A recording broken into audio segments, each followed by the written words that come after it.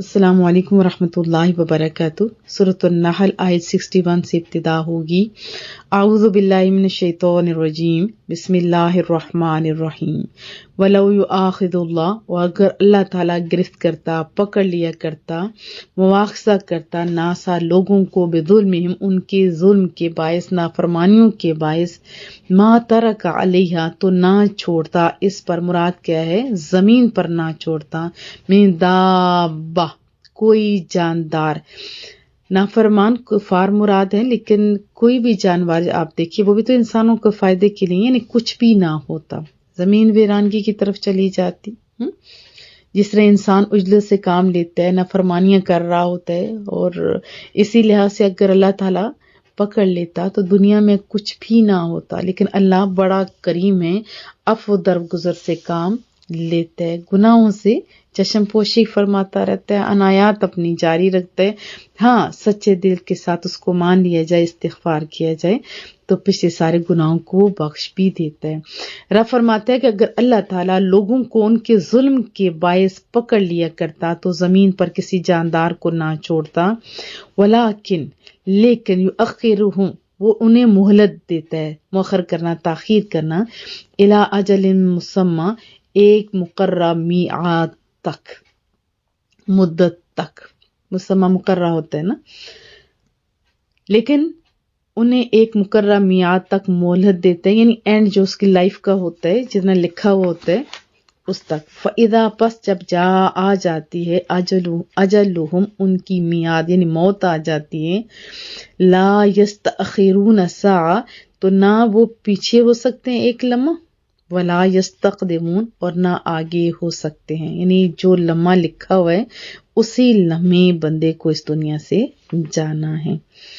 بس جب آ جاتی ہے ان کی مقررہ میعاد تو نہ وہ ایک لمحہ پیچھے ہو سکتے ہیں اور نہ آگے ہو سکتے ہیں۔ اسی طرح جیسے عذابات بھی ہوتے ہیں، وہ بھی ان کا بھی ٹائم میرے اللہ نے مقرر کیا ہوا ہے، وہ مالک ہے رب کریم۔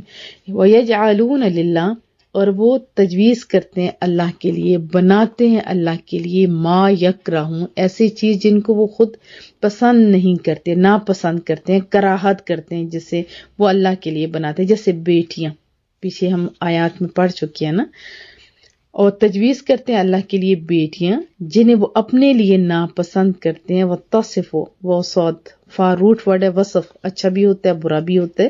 وَتَصِفُ، اور بیان کرتے ہیں، السنتہم، ان کی زبانیں، کذبا، جھوٹ، انا، بے شک، یا فقط، لہم، انہی کے لیے، حسنہ، بھلائیاں۔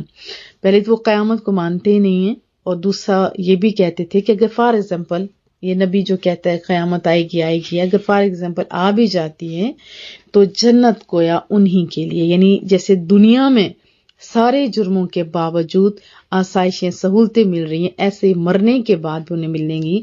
تو ان کا یہ وہم تھا، خیال تھا، یہ جھوٹ تھا۔ تو رب فرماتا ہے ان کی زبانیں جھوٹ بیان کرتی ہیں جب وہ کہتی ہیں کہ فقط انہی کے لیے بھلائی ہیں، لا جرم ان، یقیناً، لا جرم، نہیں ہے کچھ شک، لہم النار، ان کے لیے تو نار ہے، آگ ہے، آتش جہنم ہے، وانہم، اور انہی کو، مفرطون، جیسے افراط و تفریط ہوتے ہیں، افراد کہتے ہیں بڑھ جانا، زیادتی جیسے ہوتے ہیں، مفرطون آگے بھیجنا، افراط کرنا، جیسے افراط حد سے بڑھنا ہوتا ہے نا، زیادتی کرنا۔ وَأَنَّهُمْ مُفْرَطُونَ، اور انہی کو دوزخ میں پہلے بھیجا جائے گا۔ تاللہ، بخدا، واللہ بھی کہتے ہیں اور تاللہ بھی کہتے ہیں، تا قسمیہ ہیں۔ لقد ارسلنا، ہم نے بھیجا ہے، یعنی رسولوں کو ہم نے بھیجا ہے، الی امم، مختلف قوموں کی طرف۔ اللہ دیکھو کتنا اہتمام فرما رہا ہے، بھیجا ہے تو پھر اس کے بعد آپ کی تربیت کے لیے انبیاء کرام کو بھیجا، من قبلک، آپ سے پہلے۔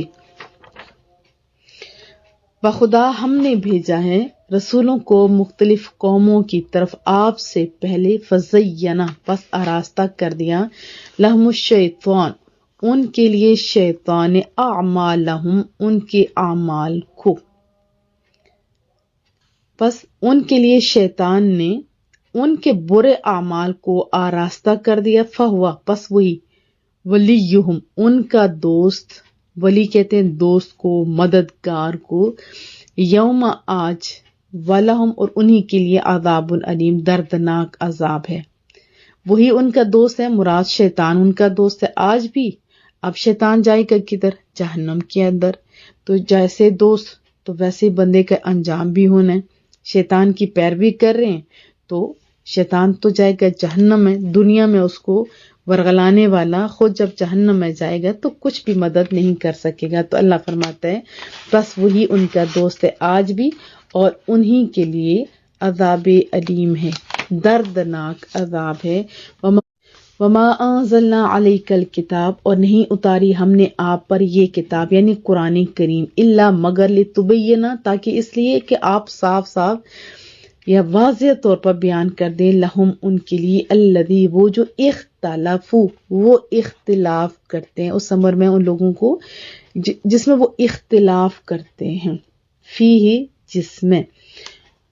اور ہم نے آپ پر یہ کتاب نہیں اتاری مگر اس لیے کہ آپ صاف صاف بیان کر دیں ان کے لیے وہ بات جس میں وہ اختلاف کرتے ہیں. آپ ایسے بھی کہہ سکتے ہیں، یہ بھی کہہ سکتے ہیں اور ہم نے جو آپ پر کتاب نازل کی ہے تو اس لیے کہ جس امر میں ان لوگوں کو اختلاف ہے آپ اس کا فیصلہ کر دیں، کلیئر کر دیں. وہدن اور سراپا ہدایت ہے، رحمہ اور رحمت، لقوم یؤمنون اس قوم کے لیے جو ایماندار ہے، جو مومن ہیں.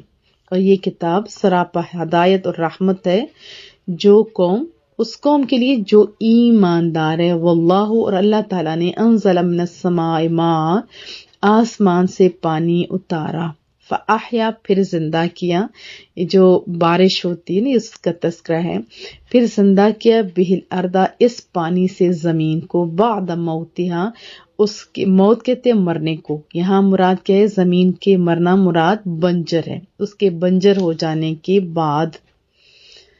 اور اللہ تعالیٰ نے آسمان سے پانی اتارا پھر اس سے زمین کو اس کے بنجر پن کے بعد زندہ کیا. ان فی ذلک لآیۃ لقوم یسمعون بے شک اس میں کھلی نشانی ہے ان لوگوں کے لیے جو حق کی آواز سماعت کرتے ہیں، جو حق کی آواز کو سنتے ہیں. پچھلی آیات کے ساتھ اپنا تعلق قائم کر لیتے ہیں. کفار اور مشرکین نے کہا تھا نا کہ یہ جو فرشتے ہیں یہ اللہ کی بیٹیاں ہیں.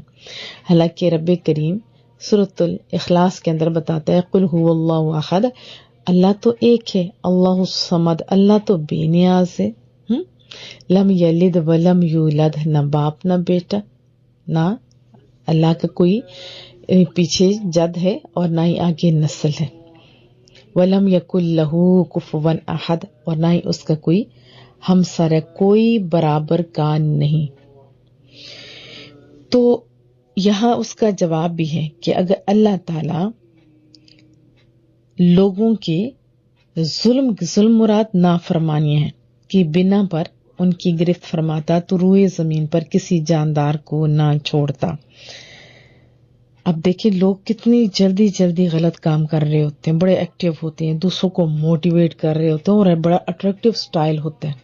حالانکہ یہ نیکی کا ایسے اٹریکٹیو سٹائل ہونا چاہیے، وہاں سے تو ہم پیچھے رہ رہے ہیں. بہرحال برائیوں کا بڑا اٹریکٹیو سٹائل ہے. فیشن دیکھیں، پروگرامز دیکھیں اور دنیا کی چمک دیکھیں تو لوگ برائیوں کی طرف تیزیاں دکھا رہے ہیں، گناہوں کی طرف تیزیاں دکھا رہے ہیں.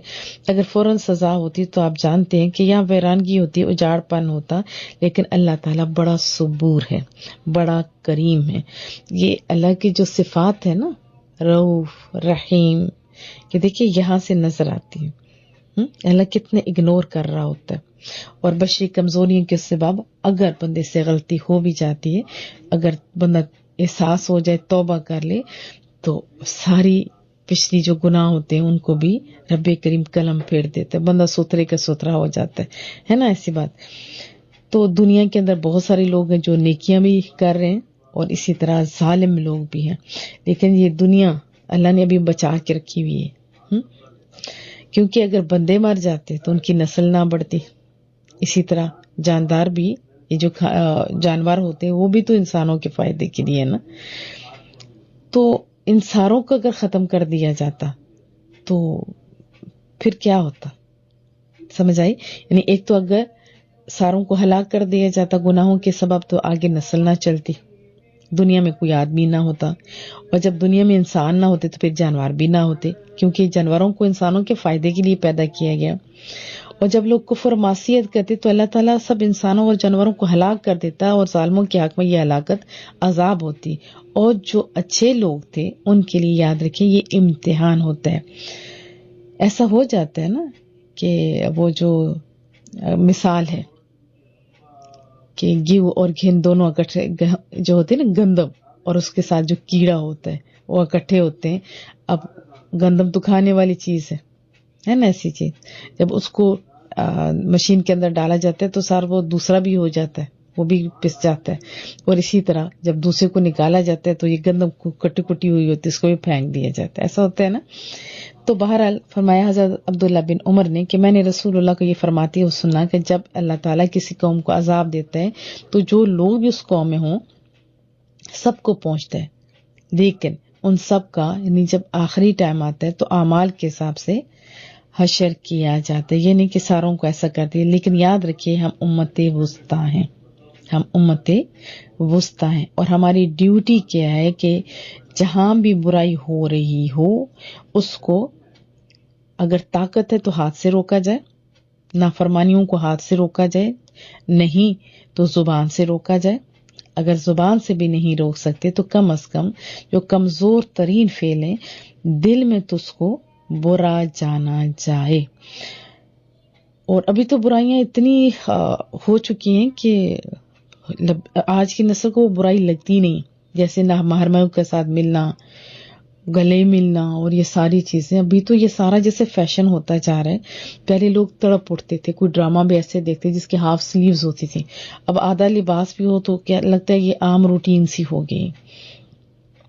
اللہ پاک ہم لوگوں کو ہدایت دے اور قرآن و سنت سمجھنے کی اور عمل کرنے کی توفیق بھی دے، کیونکہ ابھی تو پیرنٹس بھی ایسے ہو گئے۔ ہمارے پاس بھی کتنے پیرنٹ آتے ہیں، آپ کو دیکھ کے بچے یہاں ابایا پہن لیتی ہیں، دوپٹے کر رہی ہوتی ہیں، تو ان کو بولیں کہ یہ بڑھیا نہ بنے۔ یہ دیکھیے ایک طرف اپریشیٹ کر رہے ہوتے ہیں کہ اچھا دینی کام ہے، دوسری طرف کیا کہتے ہیں ہماری بچیوں کو کہیں کہ ایسے یہ بڑھیوں والا سٹائل اپنایا جائے۔ جب یہ ہم کریں گے تو بچے کیسے نیک ہو سکتے ہیں؟ تو قرآن کریم سورۃ النساء میں ہم پڑھ کے آ چکے ہیں، اذا سمعتم آیت اللہ، جب تم اللہ کی آیات سنو اور یکفر بہا، اس کا انکار بھی کیا جا رہا ہو، یستہزئ بہا، اور اس کا مذاق بھی اڑایا جا رہا ہو، تو اللہ کا حکم ہے فلا تقعدوا، وہاں نہ بیٹھو، ان لوگوں کے ساتھ نہ بیٹھو۔ اور پوری آیت کا ترجمہ یہ ہے کہ آپ ان کے ساتھ ایک تو بیٹھو نہیں یہاں تک کہ تو کسی دوسری بات میں وہ مشغول ہو جائے، ورنہ بلا شبہ اس وقت تم بھی انہی کی مثل ہو جاؤ گے۔ تو یعنی کفار، ظالموں اور یہ نافرمان ہیں، ان کی مجلسوں سے دور رہنے کا ہمیں قرآن حکم دیتا ہے۔ وہ صحابہ کرام کا معمول تھا کہ ان کے پاس اگر کوئی بندہ آتا کہتا کہ میں آپ کو حدیث سنانے آیا ہوں، تو اور وہ بندہ صحیح نہیں ہوتا تھا، پتہ ہوتا تھا، تو تب بھی وہ لوگ نہیں سنتے تھے کہ ہو سکتا ہے 99 باتیں اس کی ٹھیک ہوں، ایک بات غلط ہو اور ایمان خطرے میں پڑ جائے۔ اسی طرح تو علامہ اقبال نے بھی یہی فرمایا تھا کہ اگر کوئی 99 باتیں رسول اللہ کے حق میں کرے، ایک بات غلط ہو تو وہاں سے اٹھ جانا چاہیے، کیونکہ ایمان کا خطرہ ہے۔ پہلے لوگ ایمان کو ہی قیمتی سمجھتے تھے، اور حقیقت یہ کہ ایمان ہی آج بھی قیمتی چیز ہے، لیکن اب ایمان کو قیمتی نہ سمجھا جانا مجھے لگتا ہے یہ بھی زوال کی علامت ہے۔ تو ایمان کی حفاظت کے لیے ہمیں کوشش کرنی چاہیے، ایمان کی حفاظت کے لیے صحیح العقیدہ لوگوں کے پاس بیٹھنا چاہیے، ان سے علم سیکھنا چاہیے، اور اپنے ایمان کو جیسے ہوتا ہے نا اپنی صحت کے لیے ہم کچھ کر رہے ہوتے ہیں، تو اپنے ایمان کے لیے بھی ہم نے کوشش کرنی ہے۔ اللہ ہمارے ایمانوں کی حفاظت فرمائے، کیونکہ رسول اللہ صلی اللہ علیہ وسلم کا فرمان ہے ایک وقت آئے گا لوگ صبح ایمان والے ہوں گے اور شام کو خالی، اور بعض اوقات شام کو ایمان والے اور صبح نہیں ہوں گے۔ تو بہرحال اب رسول اللہ کی یہ تو گارنٹی ہے کہ میری امت شرک نہیں کرے گی، واضح حدیث طیبہ موجود ہے۔ یہ الگ بات ہے کہ رسول اللہ کی امتی ایک دوسرے کو مشرک کے فتاوے لگا رہے ہوتے ہیں، یہ کر رہا ہے تو جو رسول اللہ کا زیادہ نام لیتے ہیں یہ مشرک ہو گیا، یہ مشرک ہو گیا، یہ مشرک ہوگا۔ اور یہ بھی حدیث طیبہ ہے صحیح سند کے ساتھ، آپ اس کو خود دیکھیے رسول اللہ کا فرمان ہے کہ ایک وقت آئے گا جو کفار اور مشرکین پر اتری ہوئی آیات ہیں وہ بھولے بھالے میری امتیوں پہ، مسلمانوں پہ چسپاں کر دی جائیں گی، اور جو چسپاں کرنے والے لوگ ہیں وہ سب سے بدترین مخلوق ہوگی۔ تو بہرحال اللہ پاک ہم لوگوں کو سمجھ عطا فرمائے۔ تو اللہ تعالیٰ کا فوراً نہ پکڑنا، اس کو یہ نہ سمجھا جائے جیسے آج کے دور میں کہا جاتا ہے کہ کوئی نیکی تو ہے تبھی رب نواز رہا ہے، نہیں، اللہ ڈھیل بھی دے رہا ہوتا ہے۔ اللہ کی پکڑ بڑی سخت ہے۔ کسی کو کہا جائے کہ نماز پڑھیں، نہیں، اللہ بڑا غفور الرحیم ہے۔ ہاں، اللہ غفور الرحیم ہے، تبھی تو آپ کھا رہے ہو، پی رہے ہو، اور گناہوں کے باوجود بھی اللہ تم لوگوں کا اعضاء سے ابھی نواز رہا ہے، اولادیں ہیں، مال ہیں، یہ اس کا فضل، اس کا کرم ہے، لیکن اس کا فائدہ بھی نہیں اٹھانا چاہیے۔ وہ پکڑ بھی سکتا ہے، اس کی پکڑ بھی بڑی سخت ہے۔ کہا جاتا ہے بڑا غفور الرحیم ہے، نو ڈاؤٹ غفور الرحیم ہے، لیکن اس کی پکڑ بھی بڑی سخت ہے، اس نے ڈھیل دے رکھی ہوئی ہے۔ پھر اللہ تعالیٰ نے فرمایا کہ ہر قوم کی طرف پہلے تو انبیاء کی ڈیوٹی تھی اور ابھی علماء کرام کی ڈیوٹی ہے، اور میں علماء کرام سے بھی یہ کہوں گی کہ لڑانے کے بجائے آپس میں اختلافات ہیں وہ رہیں گے قیامت تک۔ اختلاف تو باعث رحمت تھے، ہم نے تو ہوا دے کے دشمنوں کا ہاتھ ڈال دیا۔ تو اللہ پاک ہم لوگوں کو ہدایت بھی دے، ایک دوسرے کے ساتھ تعاون کرنے کی بھی توفیق عطا فرمائے۔ اور یاد رکھیے ہم پیرنٹس کی پہلی ذمہ داری ہے، ہم صحیح العقیدہ لوگوں کے پاس بٹھائیں۔ کل یہ اٹھ کے اپنی مسلمانوں کو مار رہے ہوں گے تو پھر آپ نے کہنا ہے کہ یہ ٹھیک ہے، تیار ٹھیک ہے، کیا ہو گیا؟ نہیں نہیں نہیں نہیں، ہم ایسے لوگوں کے پاس اپنے بچوں کو چھوڑیں جن کے ہاتھ میں قلم ہو، نہ کہ کل تلوار آ جائے۔ ہاں، دشمنوں کے خلاف جب ہو تو ہونا چاہیے، جہاد کا جذبہ ہونا چاہیے، نو ڈاؤٹ۔ تو شیطان ہمارا دشمن ہے، شروع دن سے ہی ہمارا دشمن ہے، ہمیں کس کا ساتھ دینا ہے؟ تو آج ہی ہم سنبھل جائیں گے تو فائدہ ہوگا دنیا میں بھی اور آخرت میں بھی۔ ہاں، یاد رکھیے اس میں یہ بات بھی آتی ہے کہ رسول اللہ کا وہ فرمان بھی دوستی کے بارے میں کہ جیسا دوست ہوگا اسی کے ساتھ اٹھایا جائے گا۔ اپنے بچوں کے فیورٹ لوگ دیکھیں کون ہیں، کیا مسلمان ہیں، غیر مسلم ہیں، کن کے یہ لوگ اون کر رہے ہیں فیشن، تو ذرا دیکھیں۔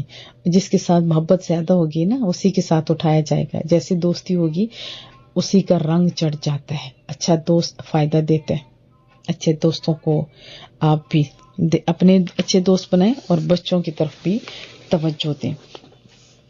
پھر اللہ تعالیٰ فرماتا ہے کہ ذرا توجہ تو دی جائے، آسمان سے بارش ہوتی ہے تو مردہ زمین کے اندر جان پڑ جاتی ہے۔ اس کے بڑے لمبے لمبے معنی ہیں۔ دیکھیے قرآن کریم بھی جان ڈالتا ہے، قرآن کریم بھی مردہ روحوں کو زندگی دیتا ہوتا ہے۔ تو بہرحال ہم نے مرنا ہے، دوبارہ اٹھنا ہے اور وہاں جا کے حساب و کتاب دینا ہے۔ تو اس حساب کے لیے کیا آپ ریڈی ہیں؟